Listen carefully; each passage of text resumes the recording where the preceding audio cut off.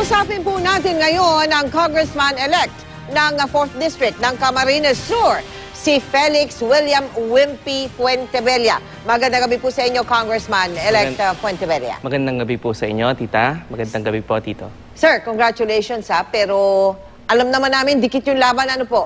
Gaano bang kalayo ang lamang, sir? Kung tama po ang natatandaan ko, 2,205 po. Ang lamang? Opo. Di ba nakakakaba yung ganun? Parang malapit, hindi po ba? Nung dumarating po yung mga returns, medyo nakakakaba.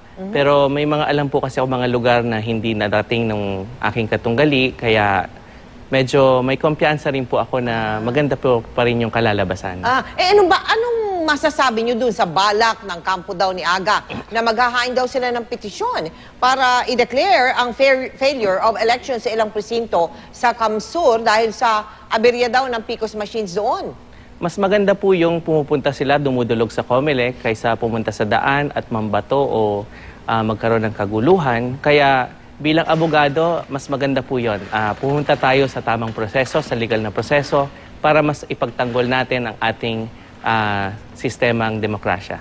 Sir, meron nga bang gulo na nangyari doon sa mga taga-suporta daw ni Aga, doon sa Tigaon, munisipyo ng Tigaon? Meron pong nangyaring mga taong pumunta roon at karamihan po doon ay hindi taga sa amin. At merong mga sayawang ginagawa at ng pambubugbog ng dalawang watchers namin. Meron ding ginawang yung nagbibit-bit ng isang generator, sinabi nung isa na PCOS machine daw yan, so nabugbog din siya. Tapos nambabastos, naninigaw, nangbabasag ng mga gamit. So sabi naman namin, nakakahinayang dahil merong nadadala sa mga impormasyong mali. So, napapaniwala sila doon. So, yun lang naman yung dapat nating i-address kung sino yung mga nagpapakalat ng mga maling impormasyon para magkaroon tayo ng mapayapang eleksyon. Patapos na ito, so sana mapayapa pa rin siya. At ako'y naman natutuwa naman sa mga taga-Tigaon sa kanilang pagpapasensya dahil yung max tolerance nila, maximum tolerance ay kahit ganun ang nangyari, kokonti pa rin yung nasaktan at bilib po ako sa pagpapasensya ng aming mga nagsusuporta.